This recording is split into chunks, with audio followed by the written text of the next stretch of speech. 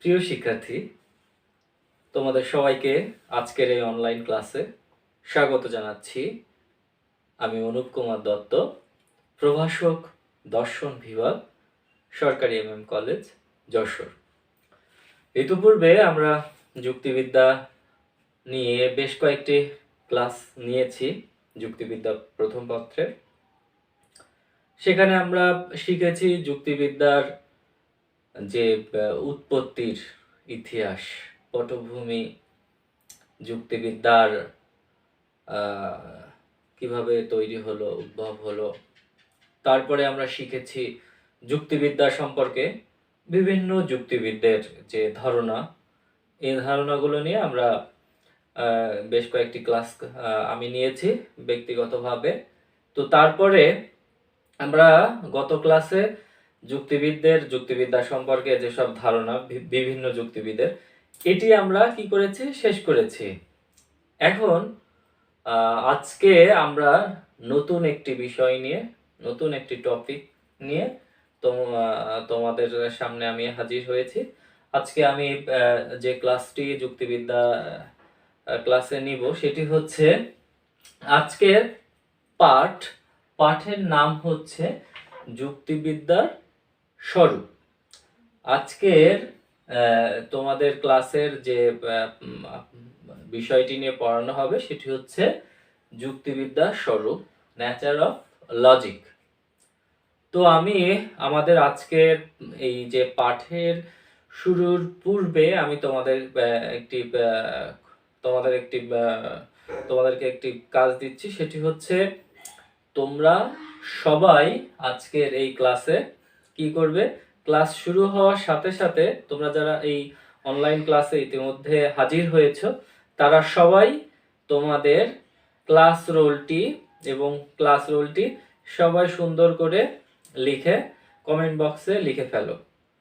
Comment বক্সে তোমাদের নামগুলো লিখে দাও, তাহলে আমি বুঝতে পারবো যে তোমরা কারা কারা আজকের আমার এই ক্লাসটি করলে, কারা কারা আমার এই ক্লাসটি মনোযোগ দিয়ে করছো, এটি আমরা কি করতে পারবো, আমরা জানতে পারবো। এবং তোমরা যারা নাম লিখবে কমেন্ট বক্সে, সেটিকেই আমরা কি তোমাদের হাজিরা বা উপস্থিতি হিসেবে গ্রহণ করব বা গৃহীত হবে। তো সেজন্য তোমরা যারা ক্লাস করছো এই মুহূর্তে, তারা অবশ্যই তো কমেন্ট বক্সে তোমাদের নাম, রোল নাম্বার এটি লিখে দাও।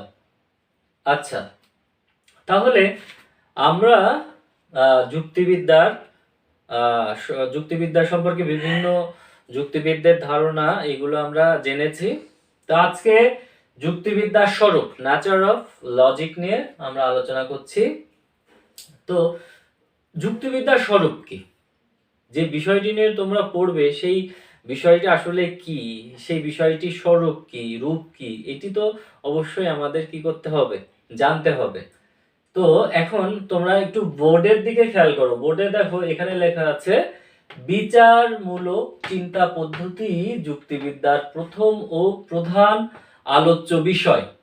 তাহলে যুক্তিবিদ্যার প্রথম ও প্রধান আলোচ্য বিষয়টা কি? বিচারমূলক চিন্তা পদ্ধতি যুক্তিবিদ্যার প্রথম ও প্রধান আলোচ্য বিষয়। এখন বিচারমূলক চিন্তা পদ্ধতি, মানুষ চিন্তাশীল প্রাণী। মানুষকে কি বলা হয়? মানুষকে বলা হয় মানুষ হচ্ছে চিন্তাশীল প্রাণী। মানুষ কি করতে ভালোবাসে? চিন্তা করতে ভালোবাসে। দেখো, আমরা যত সময় না পর্যন্ত ঘুমিয়ে না থাকি, জাগ্রত অবস্থায় বিভিন্ন সময় আমাদেরকে কি করতে হয়? বিভিন্ন বিষয়গুলো নিয়ে চিন্তা করতে হয়। আমরা চিন্তা ভাবনা করি। আমাদের এই যে চোখের সামনে যেগুলো আসছে, বা আমরা প্রত্যেক দিনে আমরা বিভিন্ন বিষয়ের সংস্পর্শে আসি, সেই সব বিষয় সম্পর্কে আমাদের মনের মধ্যে রয়েছে জানার সুতীব্র আকাঙ্ক্ষা, কামনা ও বাসনা। আমরা যখন বিভিন্ন বিষয়গুলো সম্পর্কে দেখি বা সংস্পর্শে আসি, সেই বিষয়গুলো সম্পর্কে আমাদের গভীরভাবে জানার কিন্তু একটা আগ্রহ, এটি মানুষের সহজাত। মানুষ স্বাভাবিকভাবেই চিন্তা করতে ভালোবাসে, মানুষ ভাবতে ভালোবাসে, কল্পনা করতে ভালোবাসে। যুক্তিবিদ্যাকে কি বলা হয়েছে? যুক্তিবিদ্যাকে সায়েন্স অফ থট বলা হয়েছে, চিন্তার বিজ্ঞান বলা হয়েছে। কিন্তু যুক্তিবিদ্যা কি যে কোনো চিন্তাই যুক্তিবিদ্যার আলোচ্য বিষয়? যদি এমনটি ভাবা হয় তাহলে সেটি ভুল হবে। যুক্তিবিদ্যার মূল যে বিষয় সে কেমন ধরনের চিন্তা?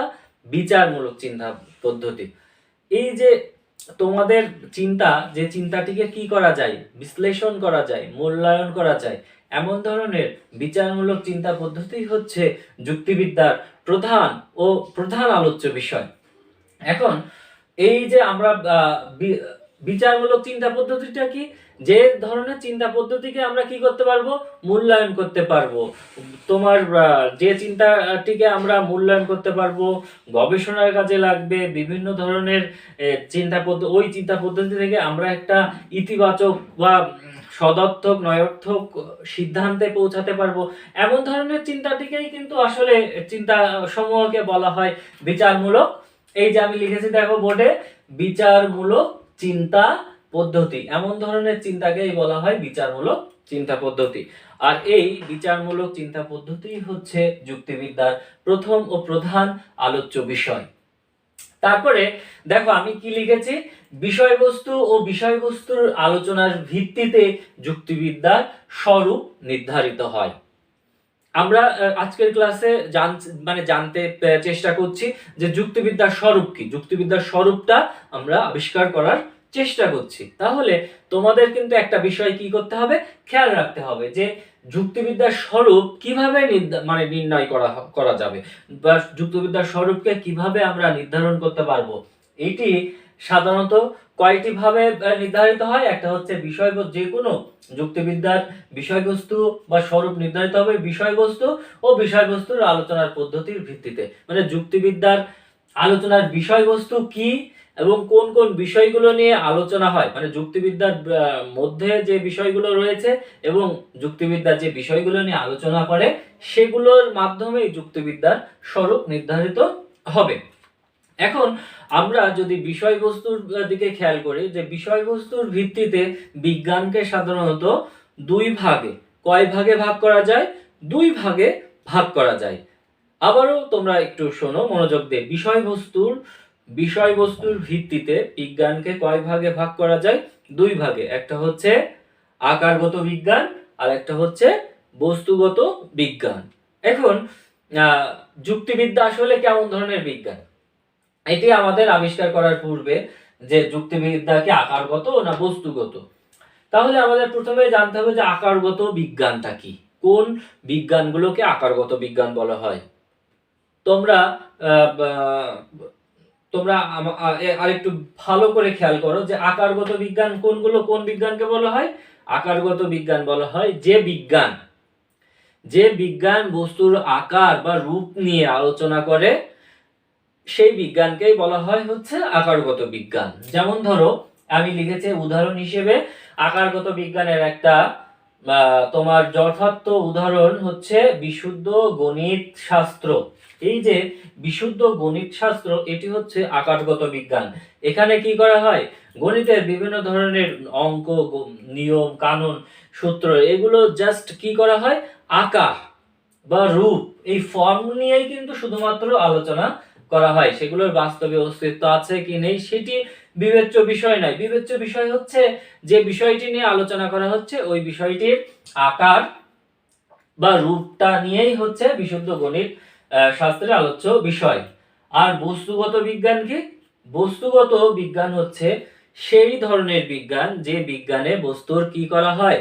বস্তুর মূল অবয়ব, বৈশিষ্ট্য, তারপরে হচ্ছে তোমার সাত ধর্ম, এইসব বিষয়গুলো নিয়ে যে বিজ্ঞান আলোচনা করে, মানে বস্তুটি ঠিক তেমন ভাবেই বস্তুটিকে নিয়ে আলোচনা করে, সেই বিজ্ঞানকে বলা হয় হচ্ছে বস্তুগত বিজ্ঞান। তাহলে বস্তুগত বিজ্ঞানের উদাহরণ কি? বস্তুগত বিজ্ঞানের উদাহরণ হচ্ছে জড় বিজ্ঞান, জড় বিভিন্ন বিজ্ঞান সমূহ, যেগুলো হচ্ছে যেমন পদার্থবিদ্যা, রসায়ন শাস্ত্র, এইগুলো হচ্ছে তোমার জড় বিজ্ঞানের উদাহরণ। তাহলে তোমরা নিশ্চয়ই বুঝতে পারলে যে আকারগত বিজ্ঞান কি আর বস্তুগত বিজ্ঞান কি। আকারগত বিজ্ঞান হচ্ছে সেই ধরনের বিজ্ঞান যে বিজ্ঞানগুলো বস্তুর রূপ বা ফর্ম, আকার নিয়ে আলোচনা করে, সেই বিজ্ঞানকে বলা হয় আকারগত বিজ্ঞান। আর বস্তুগত বিজ্ঞান কি? বস্তুগত বিজ্ঞান হচ্ছে সেই ধরনের বিজ্ঞান যেগুলো বস্তুটির অবয়ব, বস্তুর বৈশিষ্ট্য বা বস্তুটি যেমন আছে ঠিক তেমন ভাবেই বর্ণনা করার চেষ্টা করে, সেটি হচ্ছে, বা বস্তুর সার ধর্ম নিয়ে আলোচনা করে, সেটি হচ্ছে বস্তুগত বিজ্ঞান। এখন প্রচলিত, এখন তোমরা একটু চিন্তা করো যে যুক্তিবিদ্যা কি আসলে আকারগত বিজ্ঞান না বস্তুগত বিজ্ঞান? এমন ধরনের প্রশ্নের উত্তর দেওয়া কিন্তু বেশ একটু কঠিন কাজ বলেই বিবেচিত হয়, কারণ আমরা ইতিপূর্বে জেনেছি, মানে বেশ কিছু যুক্তিবিদরা কি বলেছেন, বেশ কিছু যুক্তিবিদরা বলেছেন যুক্তিবিদ্যা হচ্ছে কেমন ধরনের আকারগত মানে বিজ্ঞান বা আকারগত বিদ্যা। প্রচলিত যুক্তিবিদরা অনেকেই যুক্তিবিদ্যাকে জাস্ট কি বলেছেন, আকারগত বিদ্যা বলে অভিহিত করেছেন। এখন যেহেতু যুক্তিবিদ্যা চিন্তার আকার নিয়ে আলোচনা করে, এই ধরনের যুক্তি বাক্য, বৈধতা অবৈধতা এগুলো নিয়ে আলোচনা করে, সেজন্য প্রচলিত যুক্তিবিদ্যা কি বলেছেন, যে যুক্তিবিদ্যা হচ্ছে একটি আকারগত বিজ্ঞান। কিন্তু আবার আমরা জোসেফ বলেছেন যুক্তিবিদ্যা শুধুমাত্র আকারগত বিজ্ঞান নয়, যুক্তিবিদ্যা বস্তুগত বিজ্ঞানও। তাহলে জোসেফের মূল বক্তব্য হচ্ছে যুক্তিবিদ্যা আকারগত ও বস্তুগত। এখন আকারটা কি? আকারটা হচ্ছে যে বিশিষ্ট স্বভাবের রীতি অনুযায়ী আমাদের চিন্তন প্রক্রিয়া আবর্তিত হয় তাকে আকার বলে। একটা রীতি, নিয়ম, কানুন এগুলোকে ধরেই আমাদের কি করা হয়, আমাদের চিন্তা ভাবনা আবর্তিত হয়, তখন সেটি হচ্ছে আকারগত বিজ্ঞান। এখন জোসেফ কি বলতে চেয়েছেন? জোসেফ বলেছেন যে হ্যাঁ, আমাদের চিন্তা পদ্ধতি, চিন্তার আকার, নীতিমালা এইগুলো নিয়ে যুক্তিবিদ্যা আলোচনা করে, ঠিক আছে, কিন্তু আমরা এই যে এইগুলো যুক্তিবিদ্যা যে চিন্তার পদ্ধতি সম্পর্কীয় বিজ্ঞান, এটা আকারগত। আবার আমরা কিন্তু চিন্তাকে বাদ দিয়ে, চিন্তার বিষয়গুলোকে বাদ দিয়ে, এই উপাদান হিসেবে চিন্তাকে বাদ দিয়ে কিন্তু শুধুমাত্র চিন্তার নীতিমালা, নিয়ম কানুন এগুলো দিয়ে যুক্তিবিদ্যাকে যথার্থভাবে কিন্তু আবিষ্কার করা বা যথার্থ স্বরূপ হিসেবে স্বরূপ পাওয়া খুব মুশকিল। কারণ যুক্তিবিদ্যা যখন চিন্তা নিয়ে, চিন্তার বিজ্ঞান বলা হচ্ছে, যুক্তিবিদ্যা শুধুমাত্র চিন্তা পদ্ধতি নিয়ে আলোচনা করে না, বরং ওই চিন্তার যে উপাদান হিসেবে যে বিষয়গুলো রয়েছে সেই বিষয়গুলোকে বাদ দিয়ে কিন্তু আমরা চিন্তা পদ্ধতিকে বা চিন্তার আকারকে গ্রহণ করতে পারবো না। চিন্তার আকার নিয়ে যখন আমরা আলোচনা করব, তখন কিন্তু চিন্তার উপাদানগুলোকেও আমাদেরকে কি করতে হবে, আমাদেরকে গ্রহণ করতে হবে। সেজন্য জোসেফ কি বলেছেন? জোসেফ বলেছেন যে যুক্তিবিদ্যা আকারগত এবং বস্তুগত উভয়। যুক্তিবিদ্যা শুধুমাত্র আকারগত নয়, যুক্তিবিদ্যা আকারগত এবং বস্তুগত উভয়। তাহলে আমরা এর আগে আমরা কি দেখেছি, যে প্রিয় শিক্ষার্থীরা, আমরা যুক্তিবিদ্যা আকারগত না বস্তুগত এ সম্পর্কে আমরা জানলাম। এখন আমরা যে বিষয়টি নিয়ে যে বিষয়টি তোমাদের সামনে উপস্থাপন করছি, সেটি হচ্ছে যুক্তিবিদ্যা বিষয়নিষ্ঠ নাকি আদর্শনিষ্ঠ। তোমাদের পরীক্ষায় এই প্রশ্নটা বেশ কমন একটা প্রশ্ন। সেটি কি, যুক্তিবিদ্যা কি বিষয়নিষ্ঠ না আদর্শনিষ্ঠ? তোমার উত্তরের সপক্ষে যুক্তি দাও। এমন ধরনের প্রশ্ন প্রায় পরীক্ষায় আসে। সেজন্য আমি এখন যে বিষয়টি নিয়ে আলোচনা করছি সেটি কিন্তু বেশ খানিকটা গুরুত্বপূর্ণ। সেজন্য আমি তোমাদের সবার মনোযোগ আকর্ষণ করছি, তোমাদের সবার দৃষ্টি যেন আমার এই বোর্ডটা এবং আমার দিকে যেন থাকে। তাহলে তোমরা ঠিকভাবে বুঝতে পারবে যুক্তিবিদ্যা আদর্শনিষ্ঠ বিজ্ঞান নাকি বিষয়নিষ্ঠ বিজ্ঞান। তাহলে এই আদর্শনিষ্ঠ এবং বিষয়নিষ্ঠ এটি জানার জন্য আমাদেরকে কিন্তু প্রথমে কি জানতে হবে? আদর্শনিষ্ঠ বিজ্ঞান কাকে বলে, বিষয়নিষ্ঠ বিজ্ঞান কাকে বলে? বিষয়নিষ্ঠ বিজ্ঞান কাকে বলে? দেখো, বস্তুর স্বরূপের নিছক বর্ণনা করা বিষয়নিষ্ঠ বিজ্ঞানের কাজ। তাহলে বিষয়নিষ্ঠ বিজ্ঞানটা কি? বস্তু যেমন ভাবে আছে ঠিক তেমন ভাবে বর্ণনা করাই হচ্ছে বিষয়নিষ্ঠ বিজ্ঞানের কাজ। বস্তুটি যেমন আছে ঠিক তেমন ভাবে বর্ণনা করে যাবে। এখানে কিন্তু মানে যিনি বর্ণনা করছেন তিনি কিন্তু কোনো ধরনের মূল্যায়ন বা নিজস্ব বিভক্তি মতামত এগুলোর কোনো কিছুই থাকবে না।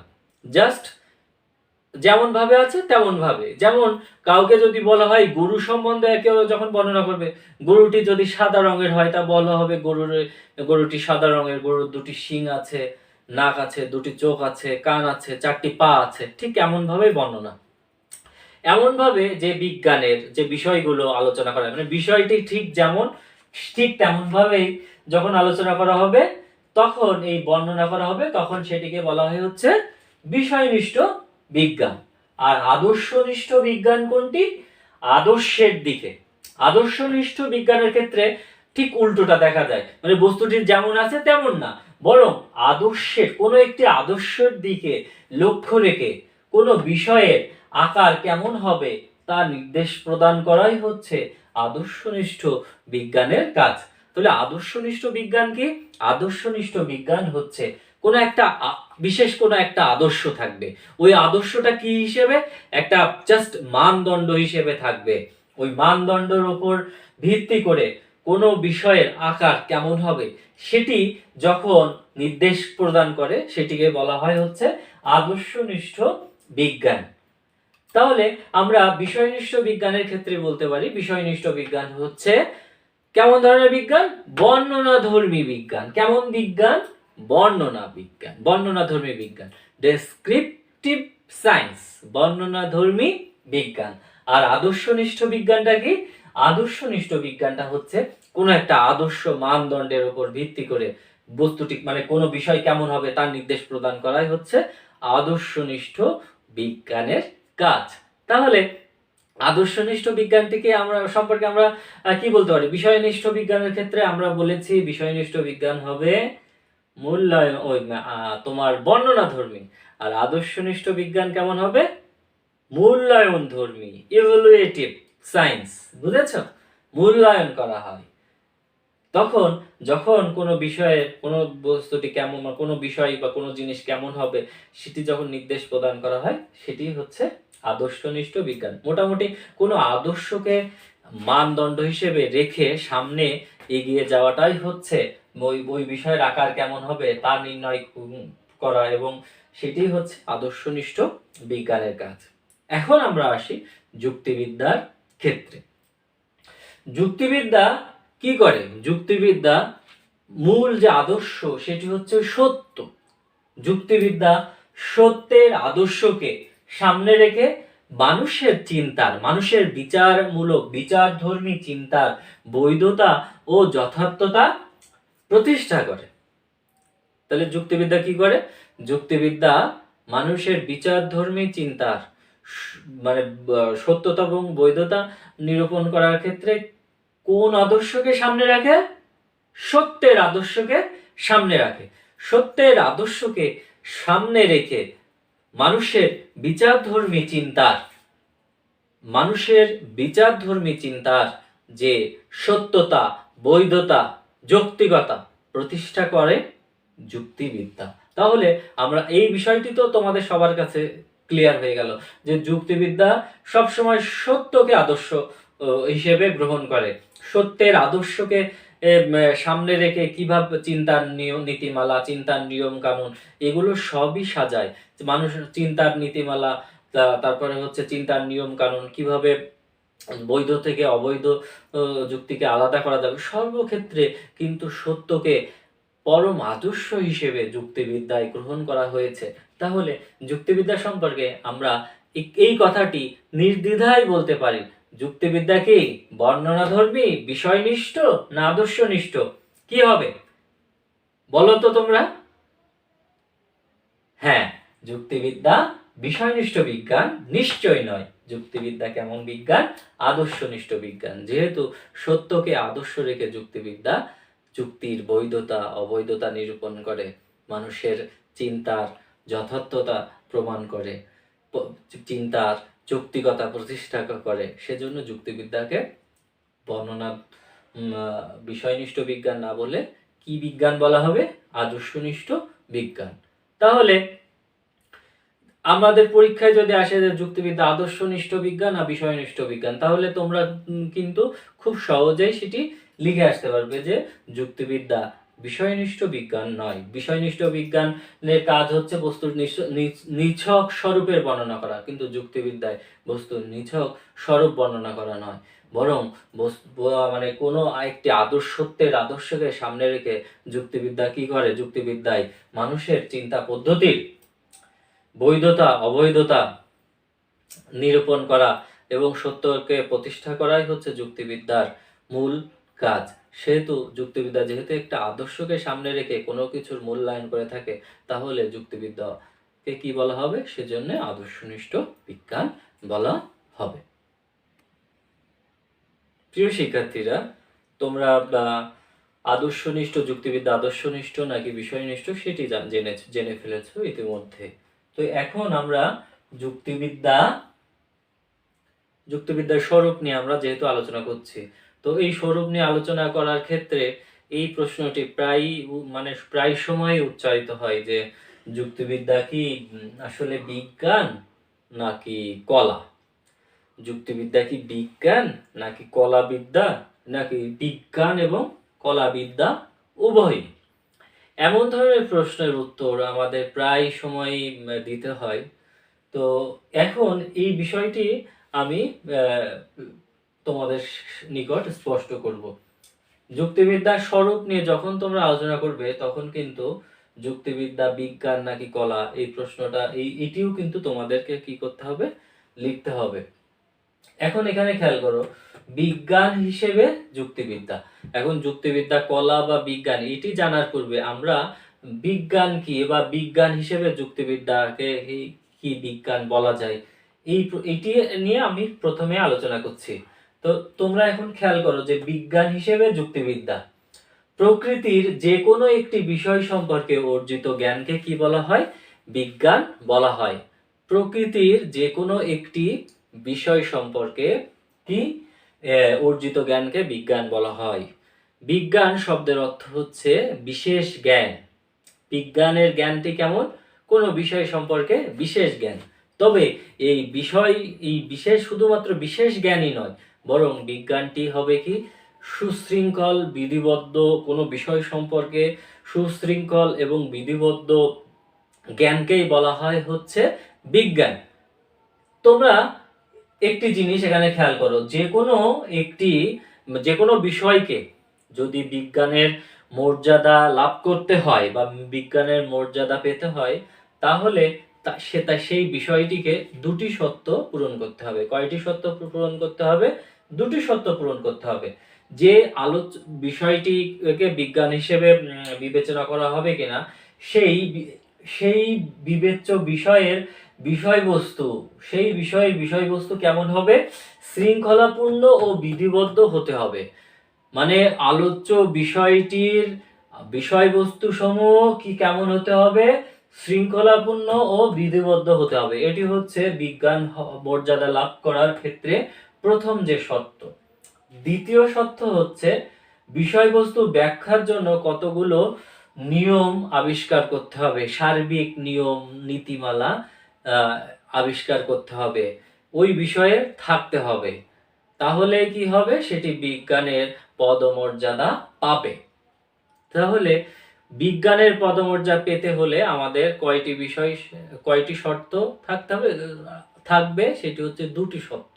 সেই দুটি শর্তকে, যে বিষয়টি আলোচ্য বিষয়ের বিষয়বস্তু সমূহ সুশৃঙ্খল এবং বিধিবদ্ধ থাকবে এবং বিষয়বস্তু সমূহ ব্যাখ্যা করার জন্য কতগুলো সার্বিক নিয়ম কানুন নীতিমালা নিয়মাবলী সূত্র মৌলিক সূত্র এগুলো অবশ্যই থাকবে। তখনই আমরা সেই বিষয়টিকে কি বলতে পারবো, সেই বিষয়টিকে আমরা বিজ্ঞান হিসেবে বিবেচনা করতে পারবো। এখন যুক্তিবিদ্যা কি বিজ্ঞান, এই প্রশ্নের উত্তর দিতে গেলে এখন যুক্তিবিদ্যা সম্পর্কে আমাদের যেসব বিভিন্ন চিন্তাবিদরা রয়েছেন, তাদের মধ্যে জোসেফ ম্যানসেল, টমসন, উইবারওয়েক, হ্যামিল্টন এই যুক্তিবিদ্যাকে বিজ্ঞান হিসেবে অভিহিত করেছেন। আমরা তো জানি জোসেফ বলেছেন যে সায়েন্স অফ থট, চিন্তার বিজ্ঞান। তাহলে তারা কেন যুক্তিবিদ্যাকে চিন্তার বিজ্ঞান বা যুক্তিবিদ্যাকে বিজ্ঞান হিসেবে বিবেচনা করছেন? এক্ষেত্রে তাদের যে ব্যাখ্যা সেটি হচ্ছে যুক্তিবিদ্যার বিষয়বস্তু সমূহ সুশৃঙ্খল এবং কেমন বিধিবদ্ধ। যুক্তিবিদ্যা কতগুলো মানে যুক্তিবিদ্যার বিষয়গুলো শ্রেণীবদ্ধভাবে সাজানো এবং সুশৃঙ্খলভাবে এই সাবজেক্টটি বিষয়বস্তুগুলো আলোচিত হয় এবং এই যুক্তিবিদ্যার অন্তর্গত বিভিন্ন ধরনের বিষয়সমূহ ব্যাখ্যা করার ক্ষেত্রে কতগুলো মৌলিক নিয়মাবলী বা সূত্রের অস্তিত্ব আমরা পাই। যেমন আমরা নেক্সট ক্লাসে আলোচনা করব তদাত্মক নিয়ম, তারপরে তোমার হচ্ছে আরো বিভিন্ন ধরনের নিয়মগুলো আছে, বিরোধবাদক নিয়ম। এইসব নিয়মগুলো কিছু কিছু মৌলিক এবং সার্বিক নিয়মের অস্তিত্ব কিন্তু যুক্তিবিদ্যার আলোচনায়, যুক্তিবিদ্যা বিষয়বস্তু বিভিন্ন তার অন্তর্গত বিষয়বস্তুকে ব্যাখ্যা করার জন্য ব্যবহার করে থাকে। তাহলে যুক্তিবিদ্যায় কিন্তু দ্বিতীয় যে সত্য এটিও পূরণ করলো, যুক্তিবিদ্যা কতগুলো নিয়ম আবিষ্কার করে ব্যবহৃত হয়। আর তারপর আমি প্রথমে কি লিখেছি, বিষয়বস্তু সুশৃঙ্খল এবং মানে শৃঙ্খলাপূর্ণ এবং বিধিবদ্ধ।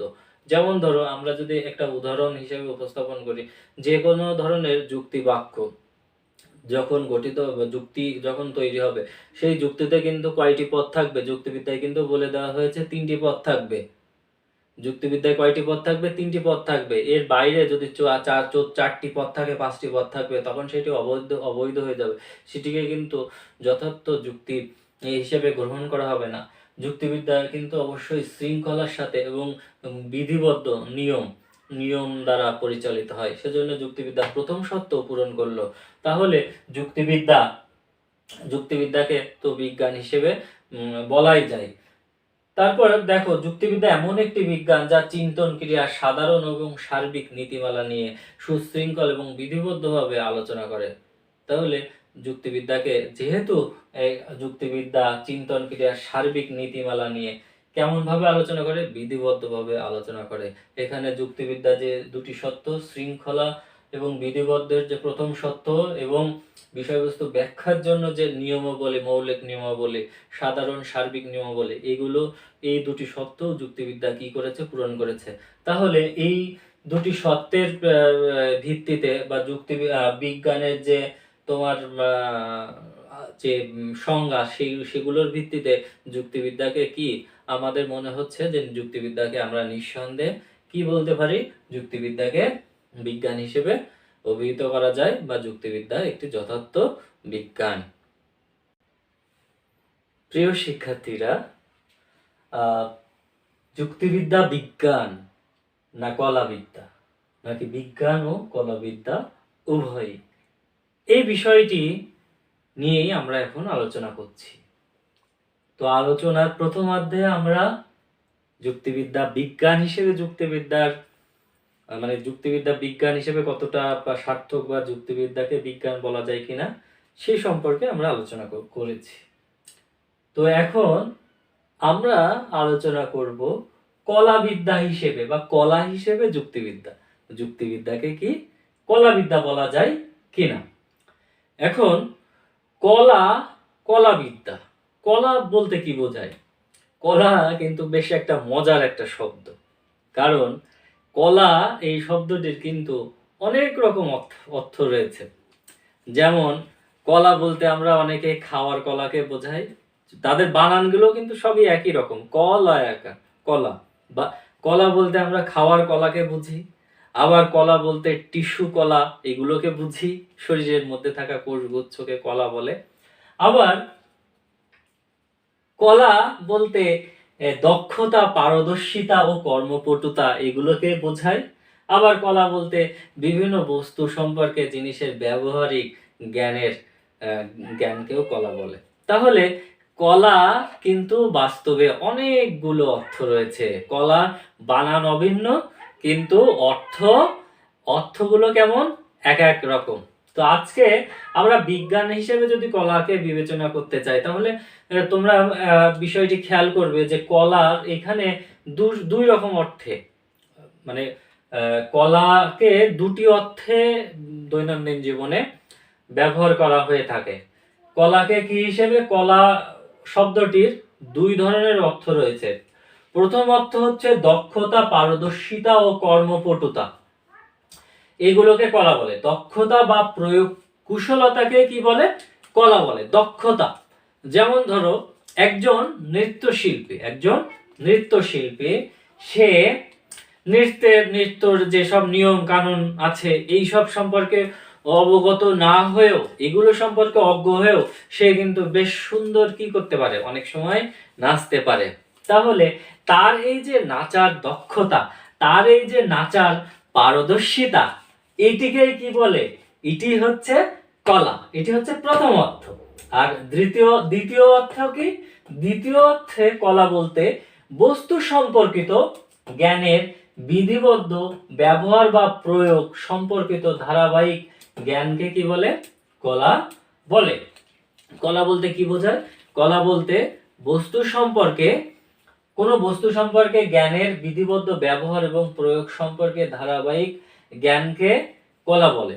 এখন দেখো যে কোনো একজন ব্যক্তি সে নৃত্য কলা মানে নৃত্যের বিভিন্ন ধরনের নিয়ম কানুন এগুলো সম্পর্কে বেশ ভালো জানে, বোঝে, এই সম্পর্কে তার জ্ঞান আছে, কিন্তু সে যদিও তিনি নাচতে জানেন না, কিন্তু দ্বিতীয় অর্থে তার এই জানা বা তার এই যে নৃত্য সম্পর্কে জ্ঞান, এই জ্ঞানকেও কিন্তু কলা হিসেবে কি করা যাবে? অভিহিত করা যাবে।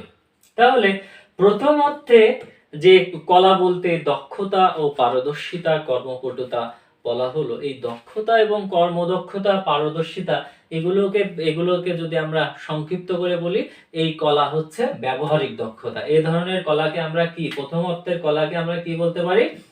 ব্যবহারিক দক্ষতা।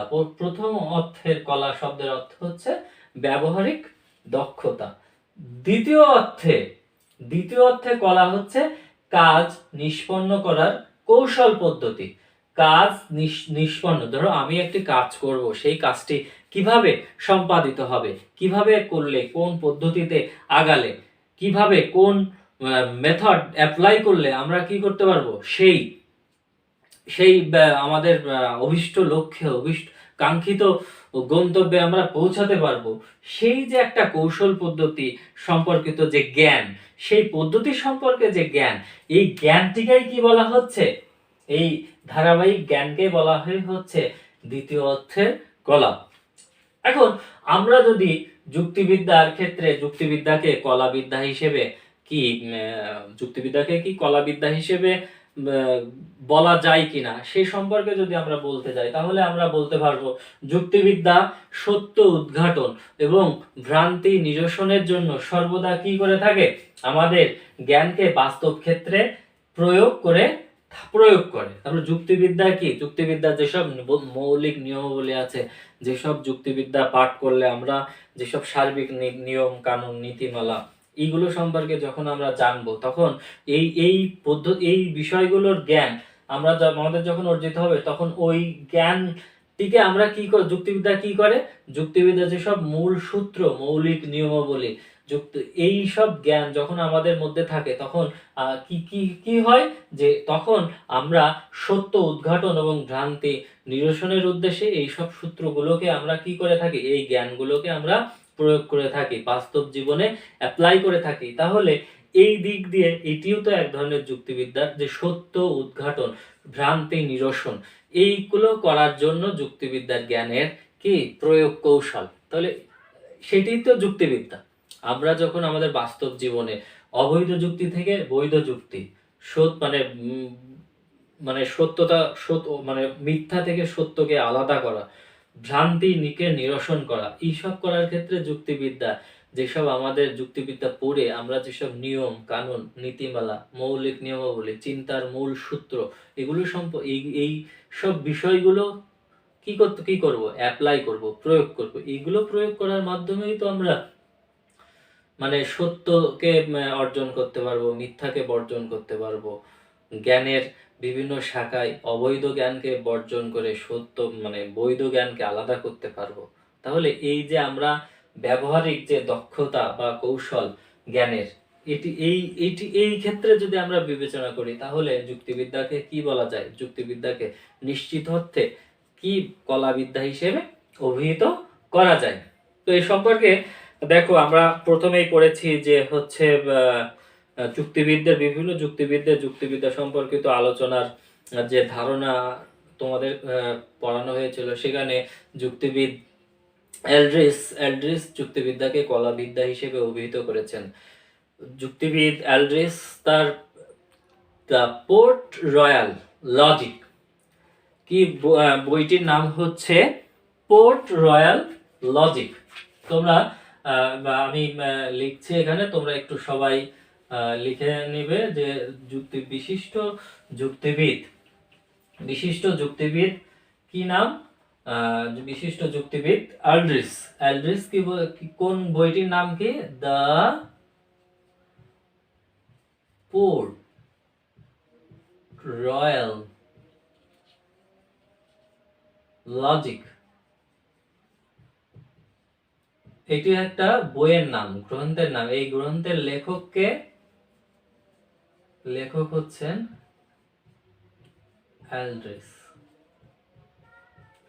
এলড্রিস কি বলেছেন? এলড্রিস তার দ্য পোর্ট রয়্যাল লজিক গ্রন্থে যুক্তিবিদ্যাকে বলেছেন হচ্ছে কলাবিদ্যা। যুক্তিবিদ্যা কেমন বিদ্যা? যুক্তিবিদ্যাকে কলাবিদ্যা হিসেবে অভিহিত করেছেন। এবং তার যে অনুসারী দ্য পোর্ট রয়্যাল লজিশিয়ান, তার মতবাদের এই অনুসারীদের কি বলা হয়? এলড্রিসের মতবাদের অনুসারীদের বলা হয় হচ্ছে the Port Royal logician. The Port royal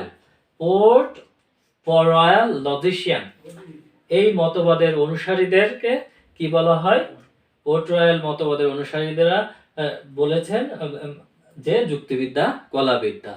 এলড্রিসের মতবাদের অনুসারীদের কি বলা হয়? The Port Royal logician. এনারাও কি বলেছেন? যুক্তিবিদ্যাকে কলাবিদ্যা বলেছেন। কেন কলাবিদ্যা বললেন? কলাবিদ্যা বললেন এই কারণে যে যুক্তিবিদ্যা কি হয়? সত্যকে আদর্শ রেখে সত্যকে অর্জন করার জন্য যুক্তিবিদ্যার যেসব চিন্তার মৌলিক নিয়মাবলী সূত্র সমূহ আছে, সেই বাস্তব ওইগুলোকে কাজে লাগিয়ে আমরা অবৈধ থেকে বৈধকে আলাদা করতে পারি, তারপরে মিথ্যাকে বর্জন করে সত্যকে অর্জন করতে পারি। তাহলে এই যে একটা দক্ষতা বা প্রয়োগ পদ্ধতি, এটিই তো কলা। সুতরাং এই অনুসারে যুক্তিবিদ এলড্রিস এবং তার অনুসারী দ্য পোর্ট রয়্যাল লজিশিয়ানরাও যুক্তিবিদ্যাকে কলাবিদ্যা হিসেবে অভিহিত করেছেন। সুতরাং তাহলে এইখান থেকে এই আলোচনায় আমাদের এখন মনে হচ্ছে যুক্তিবিদ্যা কলাবিদ্যা। তাহলে আমরা আসলে সিদ্ধান্ত কি নেব?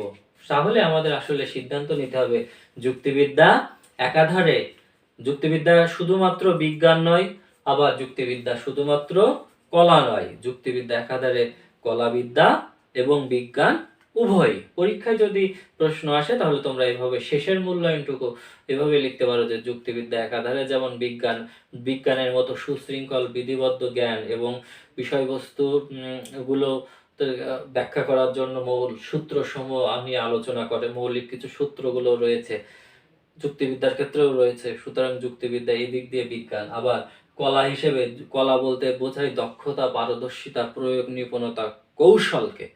দ্বিতীয় অর্থ হচ্ছে কলা নিয়ন্ত্রণ করার, কাজ নিষ্পন্ন করার কৌশল। তো এই কৌশল যুক্তিবিদ্যাও হচ্ছে সত্যকে অর্জন করার এবং মিথ্যাকে বর্জন করা এবং অবৈধ থেকে বৈধকে, যুক্তিকে আলাদা করার যে কৌশল।